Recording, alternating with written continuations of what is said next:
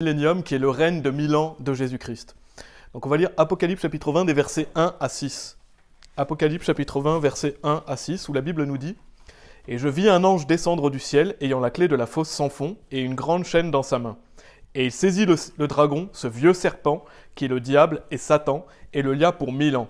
Et il le jeta dans la fosse sans fond et l'enferma et plaça un sceau sur lui afin qu'il ne puisse plus tromper les nations jusqu'à ce que les 1000 ans soient accomplis.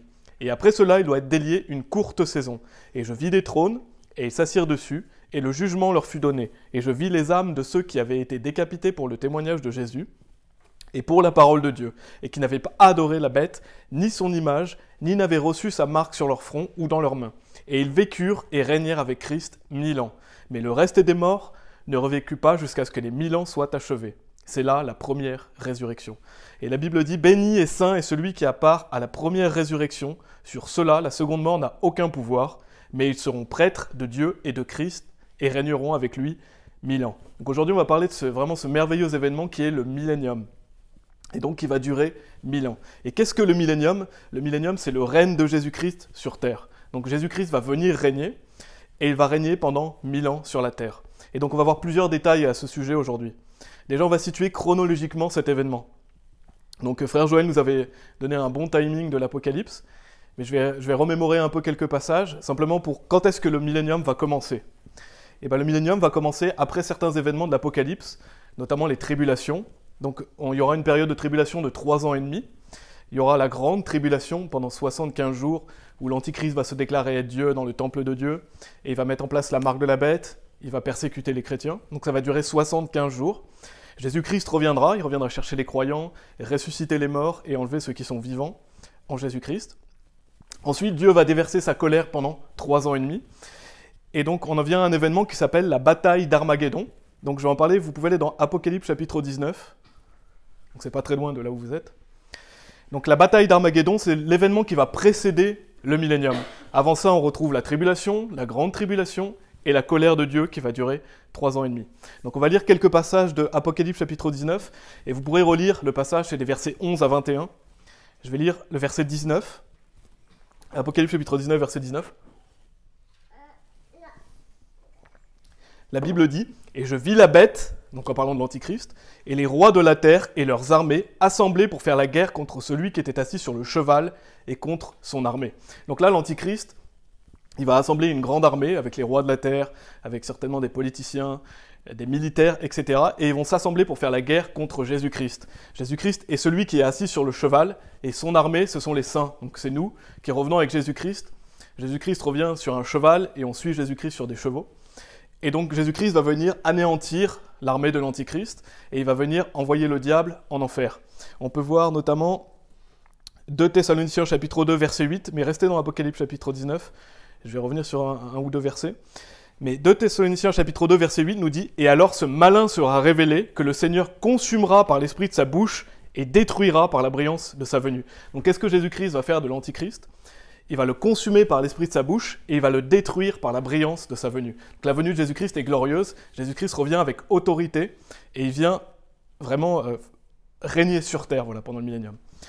Et donc on voit Apocalypse chapitre 19 verset 20 où il est dit à la fin du verset, il est dit « Tous deux furent jetés vivants dans un lac de feu brûlant de soufre. » Donc ça parle de la bête et du faux prophète. Ils vont être pris et jetés dans le lac de feu. Donc l'Antichrist va être jeté en enfer, le faux prophète qui faisait des miracles va être jeté en enfer.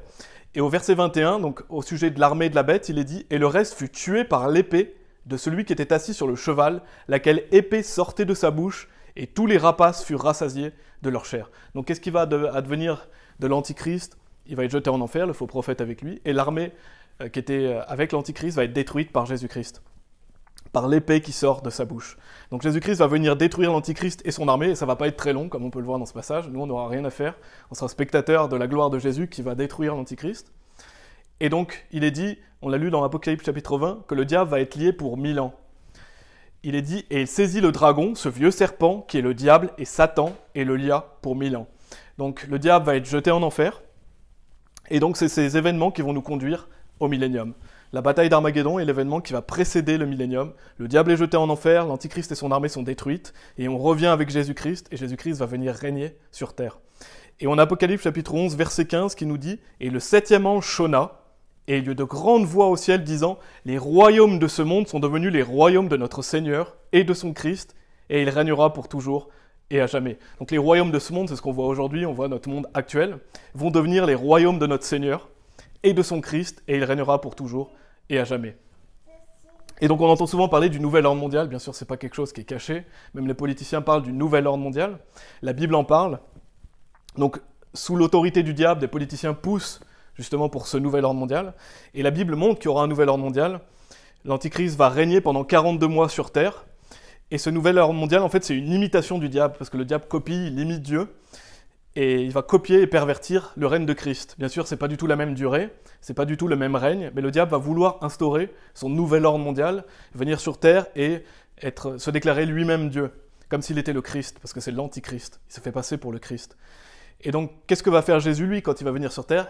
Il va instaurer son ordre mondial, mais le royaume de Christ, le millénium, contrairement au royaume de l'antichrist, qui est le nouvel ordre mondial. Et donc ce millénium, c'est un royaume mondial qui sera sous la domination du Fils de Dieu, donc sous la domination de Dieu. Et ce sera une époque merveilleuse, contrairement justement au nouvel ordre mondial de l'Antichrist, qui sera vraiment une période obscure, sombre. La période où l'Antichrist va régner sera vraiment mauvaise. Mais quand Jésus-Christ va venir et établir son millénium, ce sera un royaume de paix et de justice. C'est ce qu'on va voir après.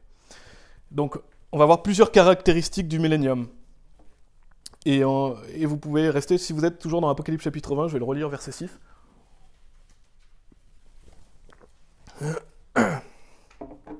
Donc une des premières caractéristiques du millénium qu'on a vu, c'est que Satan sera absent. Et ça c'est vraiment quelque chose qui fait une grosse différence, parce qu'aujourd'hui Satan est présent, il est sur terre, il séduit, il trompe, il manipule les gens. Satan ne sera plus là, donc ça va faire forcément une grosse différence, parce que notre adversaire ne sera plus là. Donc forcément, par exemple, tout ce qui est évangélisation, tout ce qui est relié à la parole de Dieu sera beaucoup plus simple. Parce qu'on voit dans notre monde actuel, il y a toujours des freins, Satan est toujours là pour essayer de mettre des barrages, pour pervertir, pour mentir. Donc ça sera un vrai soulagement, le fait que le diable ne sera plus présent pendant le millénium. Apocalypse chapitre 20, je vais relire le verset 6, il est dit « Béni et saint est celui qui a part à la première résurrection ». Donc ça c'est le retour de Christ, l'enlèvement. Sur eux, la seconde mort n'a aucun pouvoir. Donc ça veut dire qu'on ne peut plus jamais aller en enfer et on ne peut plus mourir. Mais ils seront prêtres de Dieu et de Christ et régneront avec lui 1000 ans. Donc vraiment la Bible parle du fait que le millénium va durer 1000 ans. Le règne de Christ sur terre, ce sera pendant 1000 ans. Et la royauté revient de droit à Jésus-Christ.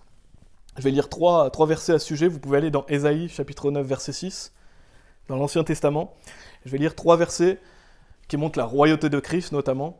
On a Apocalypse chapitre 19 verset 16 qui nous dit « Et il a sur sa vesture et sur sa cuisse un nom écrit, Roi des rois et Seigneur des seigneurs. » Jésus est le Roi des rois, il est le Seigneur des seigneurs. La royauté lui revient. Ésaïe chapitre 9 verset 6 nous dit « Car un enfant nous est né », donc on voit clairement que ça parle de Christ, du Fils de Dieu. « Un fils nous est donné, et le gouvernement sera sur son épaule.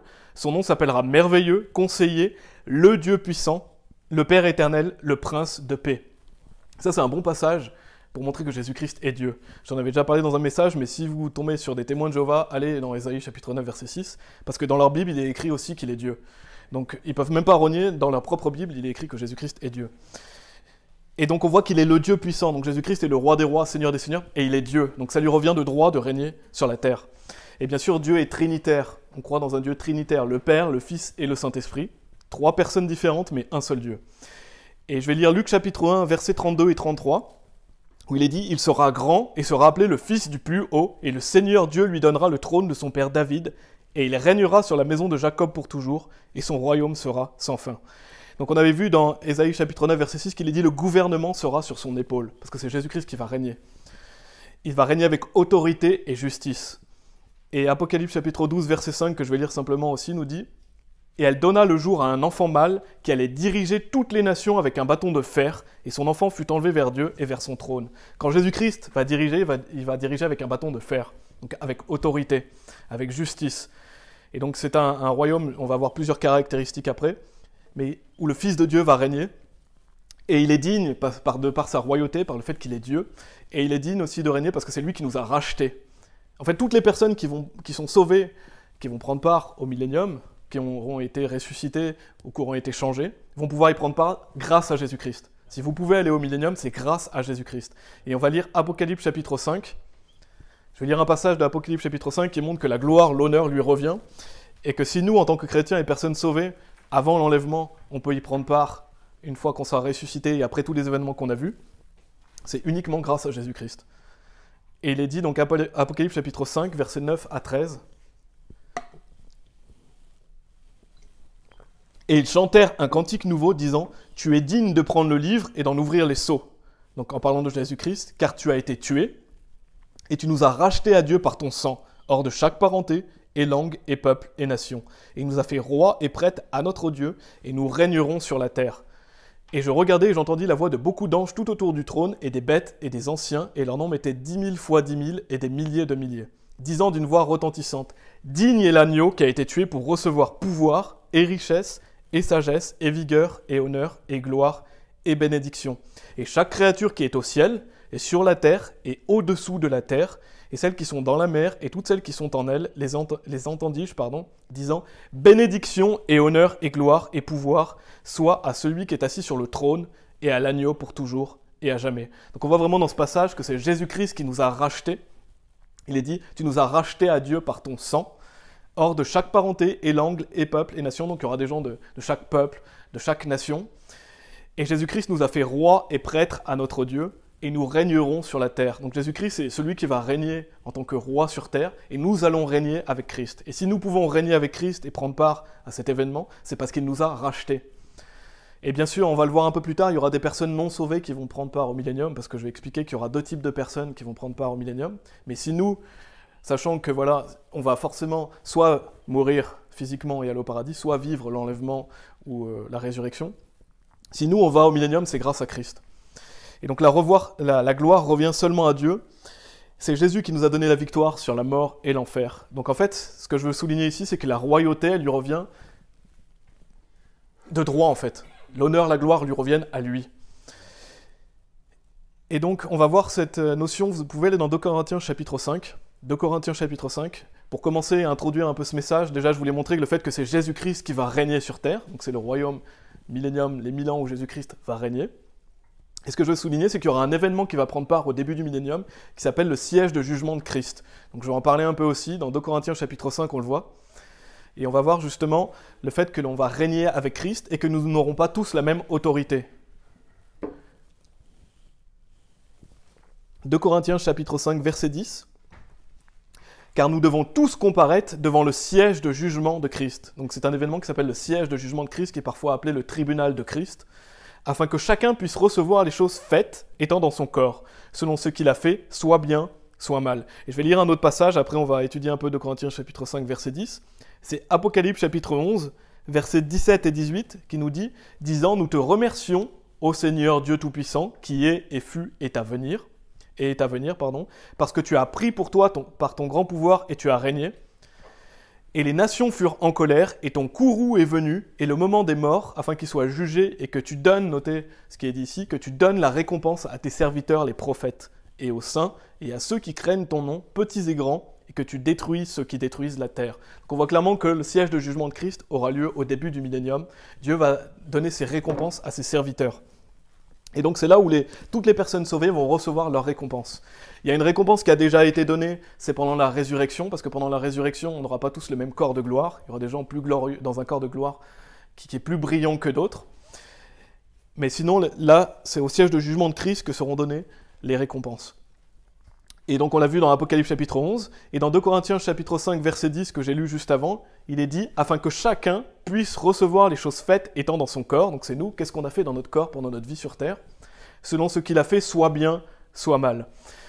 Et soit bien, ce sont les œuvres qui ont de la valeur aux yeux de Dieu. Ce sont des œuvres que vous avez faites pour Dieu. Ce sont des choses qui ont une récompense éternelle. Et quand il est dit soit mal, ça ne parle pas de vos péchés. Ça, c'est important de le souligner. Dieu ne va pas vous montrer les péchés que vous avez faits pendant votre vie. Parce que vos péchés ont été oubliés, ils ont été pardonnés. La Bible dit « Et de leurs péchés et iniquités, je ne me souviendrai plus ». Donc quand vous allez au siège de jugement de Christ, Dieu ne va pas vous remémorer vos péchés. Dieu les a effacés. Et il y a un moyen vraiment facile d'expliquer cela, c'est que on sait tous que quand on est sauvé, Dieu fait de nous une nouvelle créature, on a le nouvel homme. On a toujours l'ancien homme. Mais notre ancien homme va mourir quand on va mourir physiquement. Et donc l'ancien homme, il n'existe plus une fois qu'on est mort, ou alors quand on a été changé ou ressuscité. Donc c'est le nouvel homme qui va au paradis. Le nouvel homme, est-ce qu'il a des péchés ? Le nouvel homme est sans péché. Donc quand vous allez au siège de jugement de Christ, je préfère l'appeler comme ça, vous êtes avec le nouvel homme n'a pas de péché. Donc Dieu ne va pas vous remémorer les péchés que vous avez faits. Ils n'existent plus à ses yeux. Donc quand il est dit soit mal, en fait soit mal, ça veut dire les œuvres qui n'ont pas de valeur. Et on va le voir dans 1 Corinthiens chapitre 3, vous pouvez y aller. Mais soit vous avez fait des œuvres qui ont de la valeur, c'est ce que Dieu appelle ici le bien, soit vous avez fait des œuvres qui n'ont pas de valeur, et c'est ce qui est appelé le mal. Dans 1 Corinthiens chapitre 3, c'est des versets 12 à 15. Il est dit « Or si quelqu'un bâtit sur cette fondation avec de l'or, de l'argent, des pierres précieuses », donc l'or, l'argent, les pièces précieuses, c'est ce bien justement, c'est les œuvres qui ont été utiles à Dieu, les œuvres qui ont de la valeur éternelle, et on a après des pierres précieuses, du bois, du foin, du chaume. Ça, ce sont les œuvres qui n'ont pas de valeur, ce sont les choses qu'on a fait mais qui n'étaient pas pour la gloire de Dieu. Ce sont des choses, par exemple, de la vie quotidienne, parce qu'on fait des choses qui ne vont pas être récompensées, bien sûr. Et donc chaque chrétien va être récompensé selon ses œuvres. Et donc il y a des personnes qui vont recevoir des récompenses, ceux qui ont justement, je vais retrouver, voilà, l'or, l'argent et les pierres précieuses. Et on a des chrétiens charnels qui n'auront pas de récompense, c'est le bois, le foin, le chaume. En fait, Dieu va éprouver par le feu va éprouver par le feu nos œuvres, voilà, tout simplement. Et donc ce qui est important, et qu'il faut souvent se rappeler, c'est avec quelle intention on fait nos œuvres. Parce qu'il y a des gens, même en servant Dieu, ils font des choses avec une mauvaise intention. Ce qui est important, c'est l'intention que vous mettez derrière vos œuvres. Par exemple, est-ce que vous faites les choses par amour de Dieu? Est-ce que vous faites les choses par amour des personnes perdues? Est-ce que vous faites les choses pour la gloire de Dieu? Ou est-ce que vous faites vos œuvres pour vous-même? Est-ce que vous les faites pour la gloire personnelle, pour les accolades? Et même dans la vie chrétienne, il y a des gens qui font les œuvres pour Christ, pour avoir la gloire des hommes, ou pour se vanter, et parce qu'ils veulent se croire meilleurs que les autres.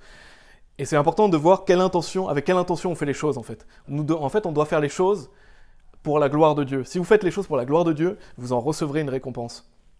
On doit toujours nous assurer de faire les choses pour le Seigneur et pour sa gloire. Bien sûr, on n'est pas parfait, on est dans un corps de chair, mais c'est très important de mettre la bonne intention dans ce qu'on fait. Parce que si vous voulez avoir l'or, l'argent, les pierres précieuses, il faut faire les choses pour la gloire de Dieu et pas pour votre gloire personnelle. Et donc c'est à ce moment-là, donc au siège de jugement de Christ, que Dieu va donner plus ou moins d'autorité à ses serviteurs. Donc c'est le fait de régner avec Christ. Et je ne sais pas pour vous, mais moi je veux régner avec Christ. C'est quelque chose, régner dans ce monde ça ne m'intéresse pas, mais régner avec Christ c'est quelque chose qu'on doit désirer. C'est quelque chose de merveilleux et c'est quelque chose qu'on n'imagine même pas en plus à quel point c'est merveilleux. Et donc ces récompenses qui seront données au siège de jugement de Christ, elles sont en lien direct avec l'autorité que vous aurez avec Jésus-Christ, sur les nations, sur les villes, et le fait donc de régner avec lui et de juger avec lui. Et tout le monde n'aura pas la même position dans le royaume de Dieu. Quand on a cru en Jésus-Christ, on est tous sauvés, on va tous prendre part au paradis, mais on n'aura pas tous la même autorité. Ça dépend de ce que vous faites pendant votre vie sur Terre. Ça sera déterminé par les œuvres que vous faites pendant votre vie actuelle. Et donc ça doit nous encourager justement à être fermes dans notre travail pour Dieu. Ça doit nous encourager à voir un peu plus loin et de savoir que le millénium va arriver, c'est certain, parce que Dieu nous l'a dit. Donc il faut voir un peu plus loin et justement être ferme dans notre service à Dieu et voir justement ça va arriver. Donc il faut désirer ces choses-là. Désirer régner avec Christ. Et il y a beaucoup de choses que vous n'allez pas amener avec vous, mais tout ce que vous faites pour Dieu, vous l'amènerez avec vous. Je vais lire 2 passages.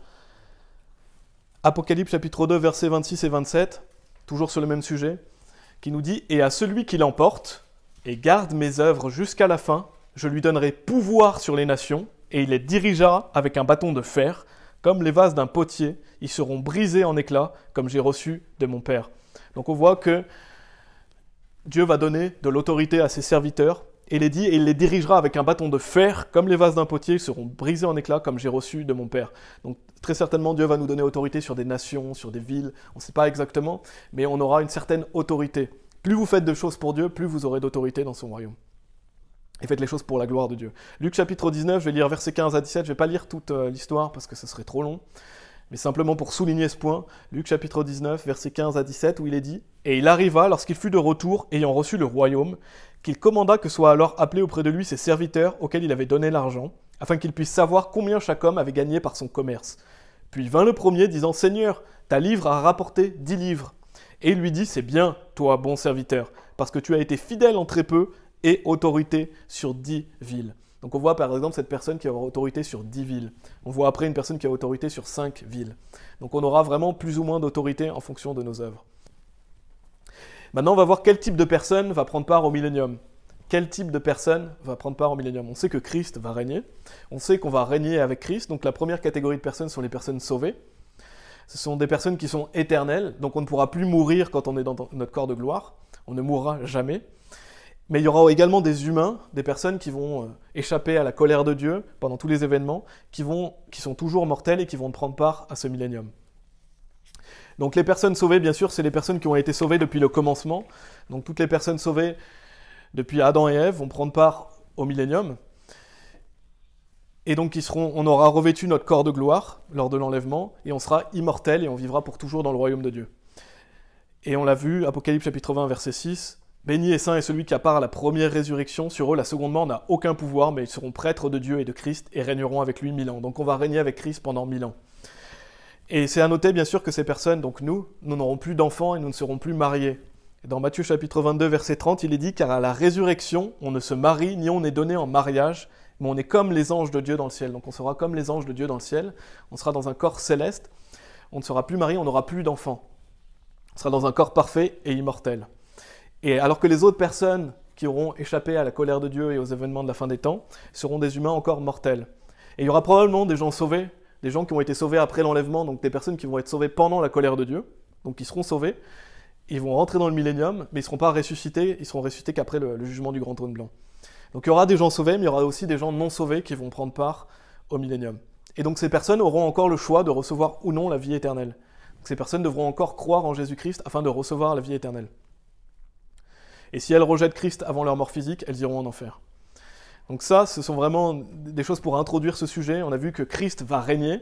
On a vu qu'il y aura deux types de personnes. On a vu qu'on allait recevoir nos récompenses au commencement du millénium. Maintenant, on va voir des changements qui vont avoir lieu pendant le millénium. Quel changement il va y avoir lieu par rapport à notre monde actuel?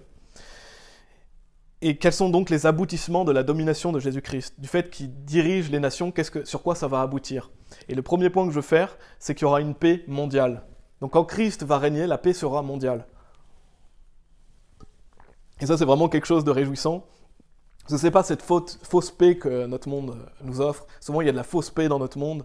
On le voit avec les fausses philosophies, les fausses religions, le bouddhisme, la méditation pleine conscience, certaines philosophies qui vous disent, voilà, c'est comme ça que vous pouvez avoir la paix. Tout ça, c'est du diable. La vraie paix, elle vient du prince de la paix, qui est Jésus-Christ. On a lu Ésaïe chapitre 9, verset 6, à la fin du verset, il est dit « le prince de paix ». Jésus-Christ, c'est le prince de paix. Donc si vous n'avez pas Jésus-Christ, vous n'avez pas la paix. Et donc, il y a un point bien sûr qui est à savoir, c'est que même pendant cette vie sur terre, nous pouvons avoir la paix, parce que bien sûr, quand on a cru en Christ, on est en paix avec Dieu, et parce que c'est un fruit de l'esprit. La Bible nous dit que la paix est un des fruits de l'esprit.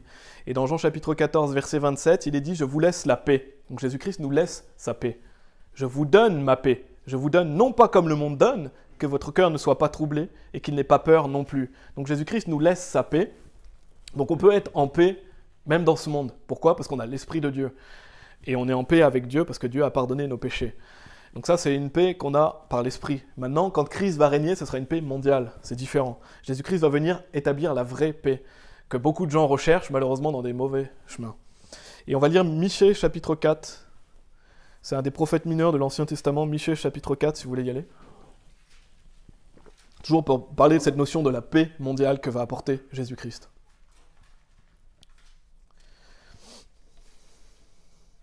Michée, chapitre 4, des versets 1 à 4, où il est dit « Mais il arrivera au dernier jour que la montagne de la maison du Seigneur sera établie au sommet des montagnes, et elle sera élevée au-dessus des collines, et les peuples y afflueront.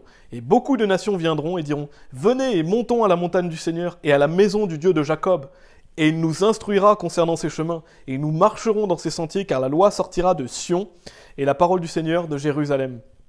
Et il jugera parmi beaucoup de peuples, et réprimandera de puissantes nations lointaines, et elles forgeront de leur épée des socs, et de leur lance des serpes. Une nation ne lèvera plus l'épée contre l'autre, et on n'apprendra plus la guerre. Mais chacun s'assiera sous sa vigne et sous son figuier, et personne ne les effraiera, car la bouche du Seigneur des armées a parlé. » Donc on a la promesse de Dieu, la bouche du Seigneur des armées a parlé. Quand Dieu parle, ça va s'accomplir. Et donc on voit que la Bible nous dit « Elles forgeront de leurs épées des socs, et de leurs lances des serpes. Une nation ne lèvera plus l'épée contre l'autre, et on n'apprendra plus la guerre. » Donc c'est un passage qui montre qu'il y aura une paix mondiale. Quand Christ règne, la paix règne. On n'apprendra plus la guerre. Et on sait que ce monde actuel dans lequel on est perpétuellement en guerre, il y a toujours des peuples, des nations en guerre l'une contre l'autre, il y a sans arrêt des guerres. Notre monde n'est pas en paix. Mais quand Christ va régner, justement, il n'y aura plus cette guerre. Christ va venir apporter la paix. Et c'est une paix durable que Christ apporte. Et on peut voir la tranquillité aussi, où il est dit « Mais chacun s'assiera sous sa vigne et sous son figuier, et personne ne les effraiera. » J'aime bien ce passage parce que pendant le millénium, on sera tranquille en fait. On n'a personne pour venir nous effrayer, personne pour venir nous faire du mal. On est en tranquillité. Pourquoi ? Parce qu'on sait que Christ règne, et que la loi va régner. Pourquoi ? Parce que, on va le voir après, mais Christ va faire régner la justice et le droit. Donc on aura la tranquillité, la sécurité. Si on n'a pas la tranquillité et la sécurité dans le monde, c'est parce que les lois de Dieu ne sont pas appliquées. Et dans Apocalypse chapitre 14, verset 13, vous pouvez y aller si vous voulez. Apocalypse chapitre 14, verset 13, je leur dirai aussi à la fin. C'est un beau verset à apprendre aussi celui-là. Où il est dit « Et j'entendis une voix depuis le ciel me disant « Écris, bénis sont les morts qui meurent dans le Seigneur à partir de maintenant. Oui, dit l'Esprit, afin qu'ils puissent se reposer de leur labeur et leurs œuvres les suivent. » Donc quand on va rentrer dans le millénium, on va se reposer de notre labeur. Donc se reposer de toutes les œuvres qu'on a fait pour Christ. Et nos œuvres nous suivent.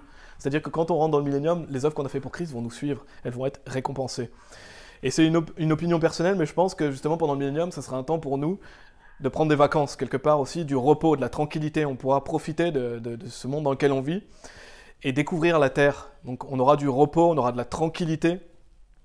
Parce que dans cette vie, on peut faire des promenades, on peut faire des randonnées, des belles choses, il y a des belles choses, des belles activités à faire, et c'est très bien de faire ça. Mais l'essentiel pour nous, c'est de servir Dieu. L'essentiel pour nous, c'est de travailler dur. Pendant cette vie, on doit travailler dur pour Christ. Et on se reposera justement de cela au millénium. Et quand on pense justement à beaucoup de personnes qui pensent qu'à faire le tour du monde, et qui font ça dans un but égoïste, c'est-à-dire découvrir la terre, faire le tour du monde, et par exemple les gens qui vont pratiquer le bouddhisme, et qui vont aller visiter un peu tous les pays en disant qu'ils sont en paix, etc. Ces personnes qui font ça dans un but personnel, des fois on pourrait se dire « Oh, ils ont de la chance de faire tout ça ». Mais nous, c'est après qu'on pourra se reposer de nos labeurs. Donc c'est maintenant qu'on doit travailler en fait. On doit travailler maintenant dans cette vie pour se reposer de toutes nos œuvres. On doit travailler dur pour Christ. Une fois que vous êtes au millénium, c'est fini. C'est maintenant qu'il faut travailler. Et donc, par exemple, quand on pense à toutes les heures de soul winning qu'on peut faire, eh ben, ça sera récompensé un jour. Dieu voit ce qu'on fait et nous le récompensera. Donc en fait, ce qu'on doit faire, c'est des sacrifices personnels. La Bible dit d'ailleurs qu'on doit se sacrifier à soi-même. Donc c'est un sacrifice personnel de donner du temps à Dieu pour faire des œuvres. Et on pourra se reposer de notre labeur quand on sera dans le millénium. Donc ça c'est le premier point, il y aura un royaume de paix. Jésus-Christ va appliquer la paix, il y aura de la tranquillité, il y aura du repos. Maintenant il y a aussi le royaume de justice. Vous pouvez aller dans Ésaïe chapitre 2. Le millénium est un royaume de justice. Un royaume de paix, mais également de justice. Dans Ésaïe chapitre 2, versets 3 et 4, la Bible dit « Et beaucoup de personnes viendront et diront « Venez et montons à la montagne du Seigneur. » On peut voir que c'est un passage parallèle à Michée chapitre 4, versets 1 à 4. Et il est dit « À la maison du Dieu de Jacob, et il nous instruira de ses chemins, et nous marcherons dans ses sentiers, car de Sion sortira la loi, et de Jérusalem la parole du Seigneur. Et il jugera parmi les nations, et il réprimandera beaucoup de peuples, et de leurs épées ils forgeront des charrues, et de leurs lances des serpes. Une nation ne lèvera plus l'épée contre une autre nation, et on n'apprendra plus la guerre. » Donc on voit toujours cette notion de paix durable que va instaurer Jésus-Christ. Mais on voit aussi qu'il est dit « Car de Sion sortira la loi, et de Jérusalem. » Donc la loi de Dieu va être appliquée pendant le millénium. Dieu va appliquer sa loi. Contrairement à aujourd'hui où la justice est corrompue, on voit les politiciens corrompus, la justice corrompue, il n'y a pas de justice dans notre monde bien souvent. Mais quand Christ sera au pouvoir, la justice va être appliquée. C'est-à-dire que la loi de Dieu qui est dans l'Ancien Testament va être appliquée parfaitement. Et c'est ça qui va nous assurer justement l'équité et la justice. La loi de Dieu nous apporte la tranquillité, l'équité, la justice. Et c'est totalement différent du monde dans lequel on vit. Vraiment, le millénium sera un monde totalement différent du monde dans lequel on vit, où justement on voit cette injustice, on voit cette iniquité, cette perversion. Beaucoup de gens justement se demandent où est la justice dans ce monde. Beaucoup de gens sont choqués par tout ce qui se passe, mais quand Christ va régner, la justice va régner. Donc toute la corruption qu'on peut voir aujourd'hui sera terminée. Quand Jésus sera en charge, le monde sera juste et parfaitement gouverné. Bien sûr, il y aura toujours des gens pour se rebeller, on va le voir après, mais Dieu va faire appliquer la loi pendant le millénium. Donc c'est un royaume de justice. On va aller dans Ésaïe 65. Donc normalement vous êtes dans Ésaïe chapitre 2, Ésaïe chapitre 65, et vous pouvez laisser quelque chose, soit un doigt, soit un marque-page, parce qu'on va y revenir. Ésaïe chapitre 65. Le troisième point que je veux faire, c'est que le millénium est un royaume de joie et d'allégresse. Le millénium est un royaume de joie et d'allégresse. Dans Ésaïe chapitre 65, versets 18 et 19, il est dit « Mais soyez heureux et réjouissez-vous pour toujours en ce que je vais créer, car voici, je vais créer Jérusalem une réjouissance et son peuple une joie. Et je m'égayerai en Jérusalem et me réjouirai en mon peuple.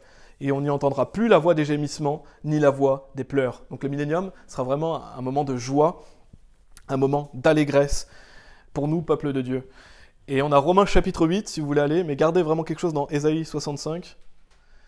Romains chapitre 8, versets 17 et 18, où Paul nous dit,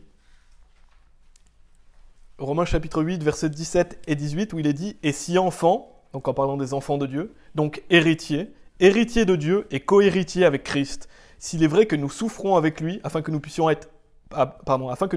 être aussi glorifiés ensemble. Ça, c'est encore un passage qui montre que les personnes qui vont régner avec Christ doivent souffrir pour Christ. C'est quelque chose qu'on doit mériter. Le salut, on ne le mérite pas, c'est gratuit, mais pour régner avec Christ, c'est quelque chose qu'on doit mériter. On doit travailler dur pour ça.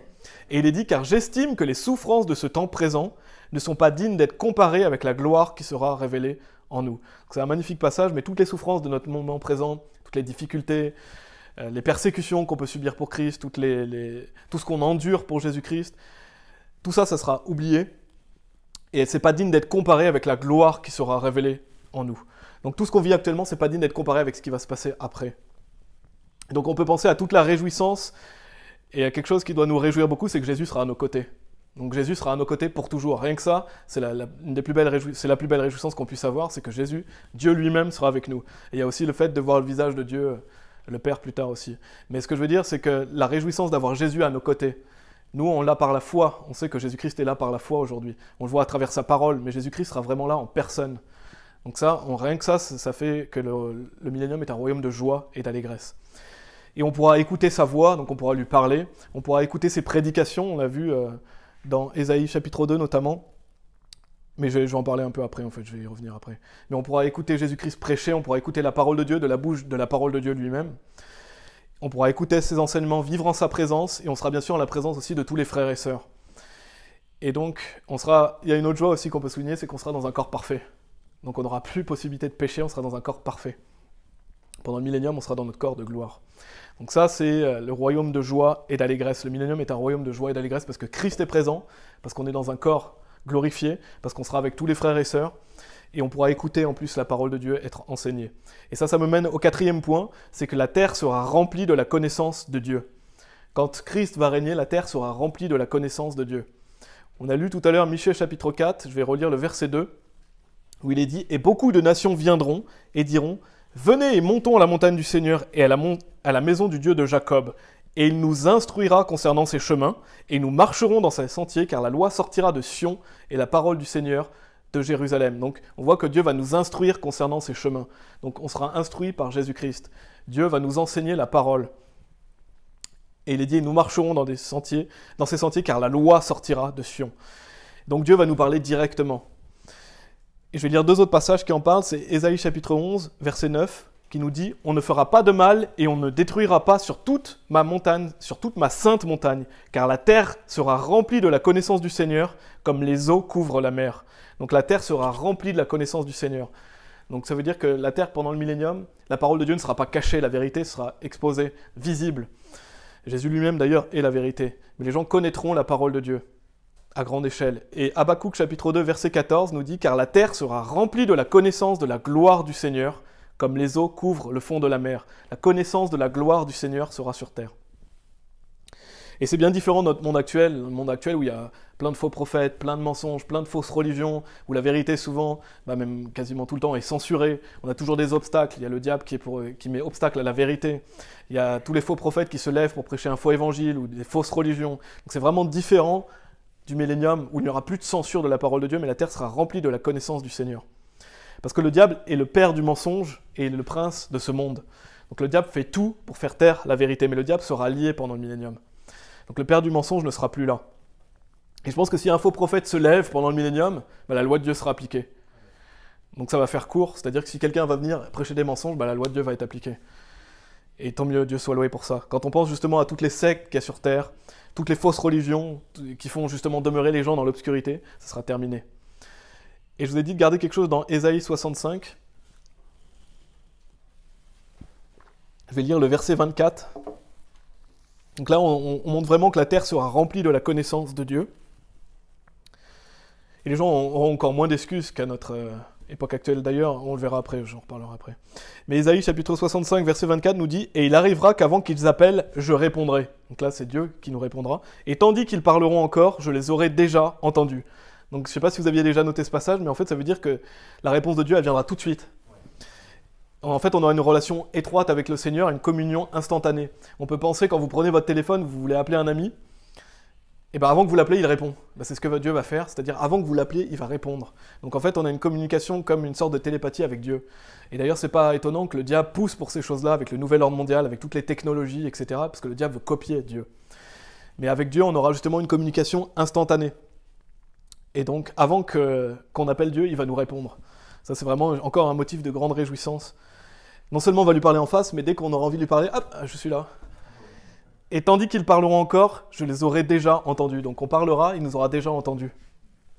Donc c'est même difficile de s'imaginer ça, parce que des fois quand on prie, on n'a pas la réponse tout de suite. On voit avec Daniel que sa prière est empêchée, qu'il y a une lutte spirituelle. On n'a pas toujours la réponse à nos prières, même si bien sûr Dieu nous écoute, et Dieu répond à nos prières. Mais là, ce sera vraiment instantané. Donc ça c'est quelque chose qui est complètement différent du monde dans lequel on vit. Avant qu'ils appellent, je répondrai. Et donc ça, c'était le quatrième point. Le quatrième point, c'est que la terre sera remplie de la connaissance de Dieu. Le cinquième point, c'est qu'il va y avoir des différences dans la génétique. C'est ce qu'on va voir. Et il y a des différences par rapport à notre monde actuel aussi. On va voir les différences. Et si vous êtes dans Ésaïe 65, on va lire le verset 20. Mais en fait, les humains vont vivre plus longtemps. Donc les personnes qui seront mortelles vont vivre plus longtemps pendant le millénium. Ils auront une durée de vie plus longue. Et les animaux seront végétariens. Et les animaux seront en paix entre eux aussi. Donc on a vu qu'il y aurait des humains pendant le millénium, des personnes mortelles. Il y aura donc encore des naissances, il y aura encore des morts.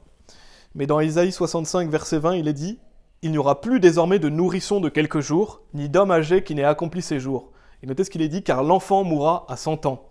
Mais le pécheur étant âgé de 100 ans sera maudit. » Ça veut dire que quelqu'un qui meurt à 100 ans est considéré comme un enfant. Pourquoi ? Parce que les gens vont vivre beaucoup plus vieux. Donc il y aura sûrement un changement progressif dans la génétique, mais les gens vont vivre plus longtemps pendant le millénium, comme à l'époque de Noé. Donc les gens vont vivre plus longtemps, il est dit, mais le pécheur étant âgé de 100 ans sera maudit. On voit qu'il y aura encore bien sûr des pécheurs, parce que les humains seront encore pécheurs, mais le pécheur étant âgé de 100 ans sera maudit. Verset 22, donc là c'était le verset 20, verset 22, ils ne bâtiront pas pour qu'un autre y habite, voilà. Ils ne planteront pas pour qu'un autre en mange, car les jours de mon peuple seront comme les jours d'un arbre, et mes élus jouiront longtemps l'ouvrage de leurs mains. Des personnes qui vont être mortelles, qui vont prendre part au millénium, seront comme les jours d'un arbre. Et un arbre, on sait que ça vit longtemps. Donc on voit vraiment, il y a plusieurs passages qui montrent que les gens vont vivre plus longtemps pendant le millénium.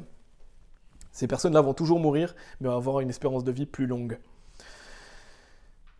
Et donc il y aura probablement, comme j'ai dit, un changement génétique progressif chez les êtres humains, qui vont vivre plus longtemps, et comme on l'a vu, comme on le voit à l'époque de Noé par exemple. Et bien sûr, de nos jours, on vit sous la malédiction du péché, donc la nature aussi est sous la malédiction du péché.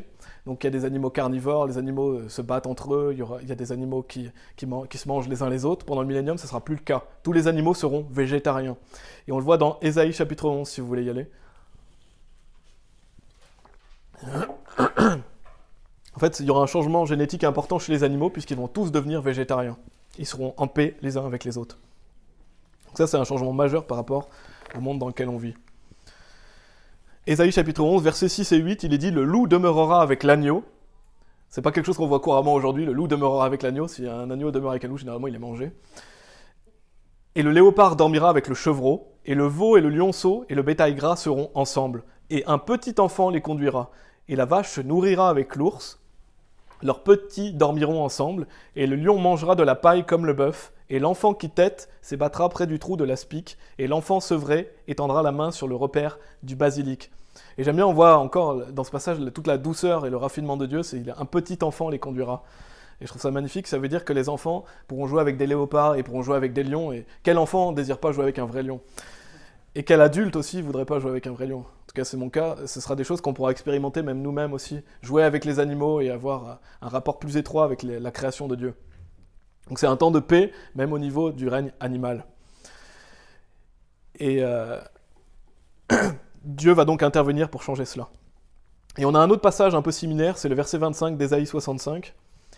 On le voit dans Ésaïe chapitre 11, « Le loup demeurera avec l'agneau, et le léopard dormira avec le chevreau, et le veau et le lionceau et le bétail gras. » Imaginez aujourd'hui Un lion dormir à côté d'un veau, c'est pas quelque chose qui est courant, mais ça sera courant au millénium.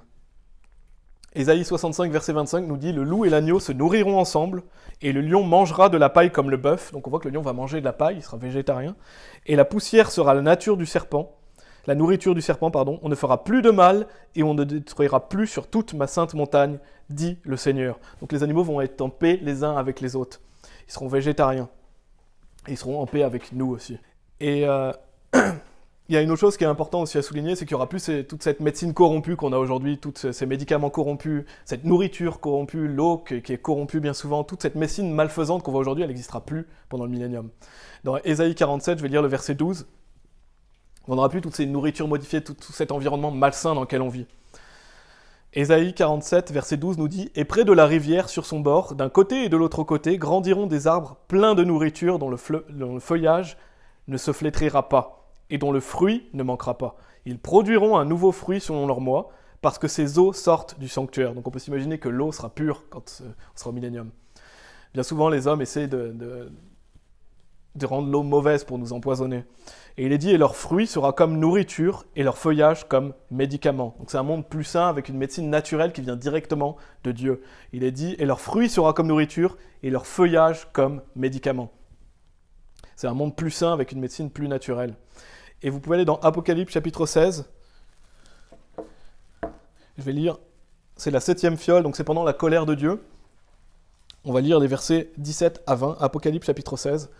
Il y a quelque chose que je veux aussi souligner. Donc on voit que les animaux seront en paix les uns avec les autres, avec nous. On voit également qu'il n'y aura plus toute cette médication mauvaise qu'on peut avoir à notre époque. Et il y a autre chose que je veux souligner, c'est dans Apocalypse chapitre 16, des versets 17 à 20, c'est qu'il y aura une reconfiguration du monde dans lequel on est aussi. Apocalypse chapitre 16, versets 17 à 20. « Et le 7e ange répandit sa fiole dans l'air. » Donc ça, c'est pendant la colère de Dieu. Et c'est la dernière fiole qui est répandue. Et il est dit « Et là vint une grande voix hors du temple du ciel, provenant du trône, disant « C'est fait. » Et il y eut des voix, et des tonnerres, et des éclairs, et il y eut un grand tremblement de terre, donc il y aura un grand tremblement de terre pendant la colère de Dieu, tel qu'il n'y en a pas eu depuis que les hommes sont sur la terre, un tremblement de terre si puissant et si grand. Donc on ne peut même pas s'imaginer à quel point ce tremblement de terre est puissant. Et il est dit, verset 19, « Et la grande ville fut divisée en 3 parties, et les villes des nations tombèrent. » Donc notez ce qu'il est dit, les villes des nations tombèrent. Ça veut dire que la plupart des grandes villes actuelles vont sombrer. Tous ces immeubles qu'on peut voir, tout ça, ça va être détruit. Donc il y aura une reconfiguration du monde dans lequel on est. Et la grande Babylone revint en mémoire devant Dieu pour lui donner la coupe du vin de la férocité de son courroux. Et il est dit aussi au verset 20, « Et toute île s'enfuit, et les montagnes ne furent plus trouvées. » Donc il y a vraiment une reconfiguration de la terre. Les montagnes ne sont plus trouvées, toute île s'enfuit, donc très certainement des îles vont être couvertes. Et il tomba sur les hommes une grosse grêle du ciel, chaque grêlon d'environ le poids d'un talent, et les hommes blasphémèrent Dieu à cause de la plaie de la grêle, car cette plaie était extrêmement grande. Donc il y aura une reconfiguration du monde actuel à travers ces événements, notamment pendant la colère de Dieu. Donc ça c'est un point important aussi du millénium, c'est que le monde actuel ne sera plus le même. Donc on peut se demander qu'est-ce qu'on va faire pendant le millénium. Donc j'en ai déjà répondu brièvement, je vais lire Daniel chapitre 7, verset 27 aussi. Qu'est-ce que nous allons faire pendant le millénium? Bien sûr, on a abordé certains points, mais je vais y revenir et ajouter quelques notions. Daniel chapitre 7, verset 27, on a bientôt terminé. La Bible nous dit « Et le royaume et la domination et la grandeur du royaume qui sont sous le ciel entier seront donnés au peuple des saints du Très-Haut, dont le royaume est un royaume éternel. » Et notez ce qu'il est dit « Et toutes les dominations le serviront et lui obéiront. » Donc qu'est-ce qu'on va faire pendant le millénium? On va servir et obéir à Dieu. Donc Dieu aura des choses à nous faire faire. Et on ne peut même pas imaginer à quel point ces choses que Dieu a à nous faire faire seront bien. Donc on va servir Dieu, bien sûr on l'a vu, on va régner avec Christ. On va apprendre la parole de Dieu puisque Dieu lui-même va nous enseigner. On va avoir une communion étroite avec le Seigneur et on pourra se réjouir d'un monde paisible, justement joyeux, avec les frères et sœurs aussi, qu'on pourra découvrir tous les frères et sœurs depuis le commencement du monde. Et donc on aura la justice qui est établie et certifiée par le règne du Christ. Donc on ne va pas s'ennuyer pendant le millénium. On aura des choses merveilleuses à faire. Et je suis sûr qu'il y a bien des choses qu'on ne connaît pas et qu'on va faire pendant le millénium. Maintenant, je vais souligner qu'est-ce qui va mettre un terme à la fin du millénium. Quel est l'événement qui va mettre un terme au millénium? Parce que le millénium dure 1000 ans. Et c'est ce qu'on appelle la bataille de Gog et Magog. Et je vais en mentionner brièvement, peut-être qu'un message pourrait être fait là-dessus. Après, il y a la nouvelle terre et le nouveau ciel, ça aussi c'est un beau sujet à aborder. Là, je vais parler simplement, qu'est-ce qui va mettre un terme au millénium? C'est la bataille de Gog et Magog, où le diable sera relâché pour une courte saison, comme on l'a vu dans Apocalypse chapitre 20. Et vous pouvez aller dans Apocalypse chapitre 20 si vous voulez. Donc le diable va être relâché pendant une courte saison, et Dieu va détruire les personnes non sauvées qui vont se rebeller contre lui. Ensuite, il y aura le grand trône blanc et la nouvelle terre. Le grand trône blanc, j'en ai déjà parlé dans une autre vidéo si vous voulez voir. Une fois que vous êtes sauvés et que vous prenez part au millénium, vous êtes éternel, vous ne mourrez jamais. Donc les personnes qui vont se rebeller contre Dieu, ce ne sont pas des personnes sauvées, ce sont des personnes non sauvées et qui vont le vouloir. Toutes les personnes sauvées vont prendre part au millénium, la nouvelle terre, le nouveau ciel. Donc c'est vraiment des personnes non sauvées qui vont se rebeller. Et le diable, il va agir comme un trash collector, il va réunir les gens qui détestent Dieu, qui se rebellent contre lui, et Dieu va les brûler, comme on fait avec des déchets. C'est ce qui est dit dans Apocalypse chapitre 20, versets 8 et 9. Et il sortira pour tromper les nations, donc en parlant du diable, parce que le diable est relâché une courte saison, qui sont aux quatre coins de la terre, Gog et Magog, donc c'est le nom de cette bataille, entre guillemets bataille, pour les assembler pour la bataille, si c'est une bataille, le nombre desquels est comme le sable de la mer, et ils montèrent sur l'étendue de la terre, et entourèrent le camp des saints, et la ville bien-aimée, et du feu descendit de Dieu venant du ciel, et les dévora. Ces personnes qui vont se rebeller contre Dieu, Dieu va les brûler. Et ces personnes vont être jetées en enfer. Et donc ensuite, il y aura le jugement du grand trône blanc, et il y aura la nouvelle terre et le nouveau ciel. Vous pouvez aller dans 1 Corinthiens chapitre 15 si vous voulez. En conclusion de ce qu'on a vu, maintenant qu'on a pu voir la gloire du règne de Jésus-Christ, Jésus-Christ va venir régner sur terre pendant 1000 ans, on a l'assurance d'y prendre part, parce qu'on est enfant de Dieu. On a pu voir que son royaume est un royaume de paix, de justice, la connaissance de Dieu sera sur toute la terre, il y aura de la joie et de l'allégresse. Donc ça doit nous encourager à traverser les souffrances du moment présent par l'esprit, et à regarder à ces choses qui vont arriver dans le futur.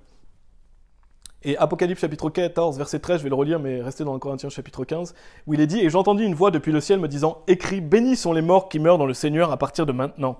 Oui, dit l'Esprit, afin qu'ils puissent se reposer de leur labeur et leurs œuvres les suivre. » Donc toutes les œuvres que vous avez faites pour Christ vont vous suivre pendant le millénium. Donc ça doit être un encouragement pour nous à œuvrer pour Dieu. Alors que les œuvres que vous avez faites qui n'ont pas de valeur, elles vont brûler.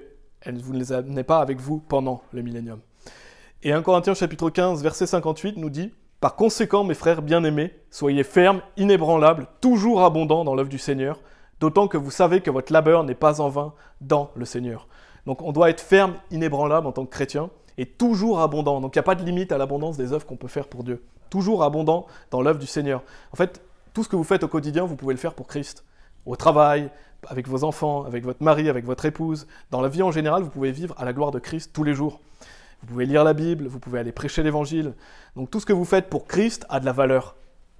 Et il est dit d'autant que vous savez que votre labeur n'est pas en vain dans le Seigneur. Et c'est ce qu'on a vu aujourd'hui, notre labeur, il n'est pas en vain. Tout ce que vous faites pour Christ n'est pas en vain. Parce que vous allez régner avec Christ si vous œuvrez pour lui. Vous allez être récompensé pour ça. Donc en fait, le millénium, c'est vraiment un moyen de s'encourager quand on est dans des moments de doute, ou on a des moments où on n'est pas très bien, dans des souffrances, à voir un peu plus loin et à se dire, c'est vrai, un jour, je vais prendre part au millénium. Même quand on voit l'injustice, quand on voit l'époque dans laquelle on vit, c'est quelque chose auquel on doit regarder. Quand on passera à travers les tribulations, on sait que le millénium arrive bientôt. C'est quelque chose qui doit nous encourager. Un jour, Christ va mettre fin à ce monde. Et c'est lui qui va apporter la paix, la justice, et qui va régner sur nous. On va prier. Merci Seigneur déjà de nous avoir donné la vie éternelle gratuitement. C'est tellement facile d'être sauvé. Je prie pour que si quelqu'un écoute ce message et n'est pas sauvé, qu'il puisse le faire aujourd'hui. Quelle joie de pouvoir prendre part au millénium un jour. On sait que ça va arriver parce que la Bible le dit. Et tu ne mens pas, Seigneur. Donc je prie vraiment pour que nous puissions te glorifier dans notre vie, faire des œuvres pour toi. Seigneur, il est évident que tout ce qu'on fait pour toi sera récompensé. Tu nous le dis d'avance, donc pourquoi se priver de toutes ces bénédictions? Et on n'arrive même pas à imaginer à quel point c'est merveilleux de recevoir des récompenses, alors qu'on ne mérite même pas d'être au paradis, on ne mérite même pas de prendre part au millénium. Merci Seigneur de nous donner cette chance de pouvoir faire des choses qui ont de la valeur, et que tu nous donnes un sens à notre vie, et que tu vas venir aussi détruire ce monde corrompu, détruire le monde corrompu de l'Antichrist, et établir ton royaume dans lequel on pourra se reposer, être paisible et en tranquillité. Merci Seigneur, je prie pour que tu bénisses notre fin de journée. Au nom de Jésus-Christ. Amen.